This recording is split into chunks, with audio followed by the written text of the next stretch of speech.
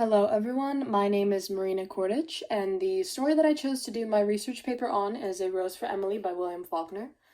Before I get started, I want to apologize and say that I am sick right now, so if something comes out weird or not understandable, I apologize. So to get started, I'm gonna start off with a summary of the story real quick. It starts off with an unnamed narrator, and they're talking about Emily Grierson's funeral and the once beautiful upscale southern house that she lived in. Then the time frame of the story goes back 30 years earlier to where she's alive, but her lover had just abandoned her and her father passed away as well. The townspeople start detecting a foul odor emanating from her home. Shortly after, it's found that she was keeping her father's corpse in her house. The townspeople pitifully recall how Emily had never been able to date or marry because her father prohibited her from doing so, leaving her single until she was 30 years old. He believed that no man was good enough for her, and in this culture, well, in this old time, if you were over 30 and you didn't have a husband or kids, kind of meant that you were too old to have those things. Time passes, and a man who goes by the name of Homer Barron, a construction worker from the north, or a Yankee, comes into town and is seen taking Emily on buggy rides. The townspeople disapprove of her new relationship, and even more so of him. They feel that she's lowering herself to be with him. But their affair continues, and soon after, Emily goes to the drugstore to buy arsenic. She says that for rats, nobody disagrees or questions her further. The townspeople think that she's going to kill herself with the poison, but they're not sure. Then, Homer Barron is last seen entering the Grierson household. Emily, alone with only her servant, grows old and plump and gray in her closed-off house. When she dies, the townspeople finally get to enter her house, and they destroy a sealed-off door in the upstairs portion to see what's inside. Shockingly, they find Homer Barron's decayed body and a strand of Emily's long gray hair next to him. She had been sleeping next to his body. So initially what drew me to the story were the elements of surprise, disgust, and horror. Personally, I love horror stories and I love unsuspecting plot twists. I also really liked how Faulkner kept the narrator's tone the same throughout the story.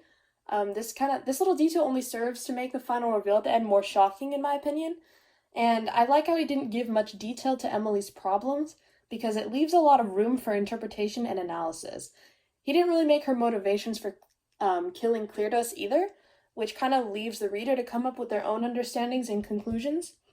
And to me, all those things together kind of make a story way more interesting. So my thesis here is, many simply consider A Rose for Emily to be a sorrowful love story, with a dash of disgust and elemental surprise in the mix, but Faulkner didn't write the story to be about love. He wrote it to showcase what societal pressures and prolonged isolation can do to one's fragile psyche, the psychological and somatic consequences attributed to living a life ruled by the expectations of others. So my argument here is that it is not a love story, even though love is a very important element in the story, but rather about the consequences that can transpire when an individual is faced with extreme, unrelenting societal pressures and expectations. Unfortunately for Emily, she is victim to these things because she is the named Southern Belle of the town of Jefferson, so all eyes are on her all the time. The paper will delve into examples within the story that prove my argument, and then several quotes and analyses from other scholarly articles that agree with my argument. So, how I arrived to my thesis. I began typing in A Rose for Emily in the search bar of numerous databases, and I quickly became overwhelmed with the amounts of articles that came up. A lot of people have a lot to say about this story. It's very old, so it's been scrutinized a lot. And at the time, I wasn't fully sure of what I wanted to write about, but seeing that there were just so many articles to choose from, I almost chose another story. But then I clicked on a scholarly article named A Romance to Kill For, Homicidal Complexity in Faulkner's A Rose for Emily by Thomas Dilworth. And what it had to say piqued my interest. I began searching for similar articles that contributed to my growing idea, and then I formulated a thesis once I believed that I found enough to back up my potential argument. So, specific topics of research that I looked for. I began to search for articles that kind of honed in on the murder aspect of the story and the potential reasons as to why Emily is so deranged, and I found that a lot of them supported the specific notion that she turned out the way she did because of her father's harsh directives in her early life and the voyeuristic, relentless scrutiny of the townspeople, watching her every move, judging her every move, always looking to see what she's doing, always trying to look and see what's inside her house, etc. I found a substantial amount of articles that related to my thesis, so I began to search for articles that opposed my thesis. It was relatively easy to find opposing arguments because, like I said, I mean, there's just so many articles about A Rose for Emily and so many interpretations.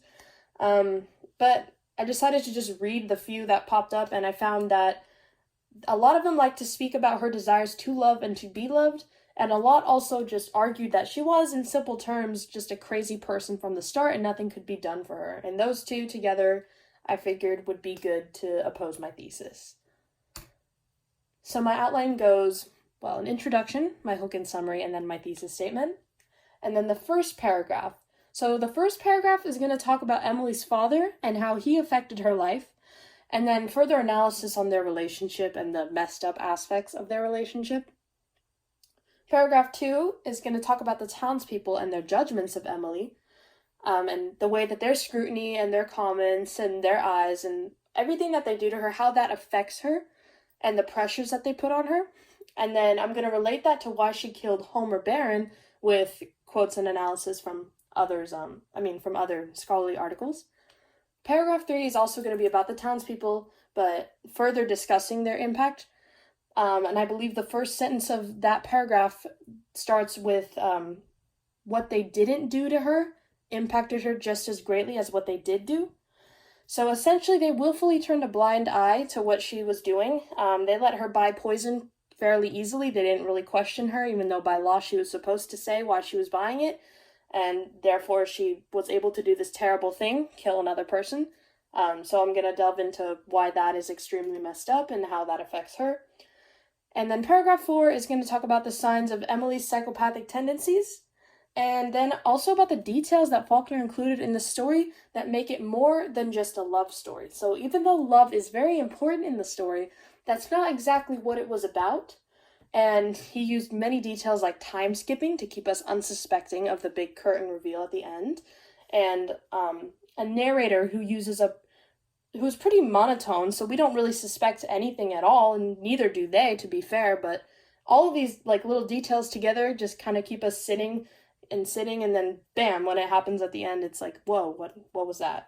So basically, I'm going to summarize all of that together, and then to end it off, I'm going to summarize her insanity. Basically, all of her problems, her possessive love, her deranged love, her psychopathic tendencies, all in one, right?